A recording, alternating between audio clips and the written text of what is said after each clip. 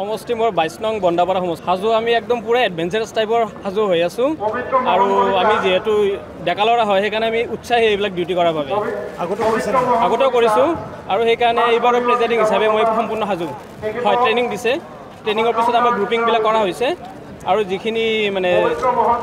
কেনেকৈ যোগাযোগ কৰিব লাগে আমাৰ ওপৰত ছেক্টৰ আছে তেওঁলোকৰ লগত আমি পৰামৰ্শ মতে আমি কামখিনি চলাই নিম বঢ়িয়াকৈ এনেধৰণৰ নিৰ্বাচনী দায়িত্ব সমৰ্পণ কৰি আপোনালোক ভাল লাগে বহুতেই ভাল লাগে কাৰণ আমি গণতন্ত্ৰত এটা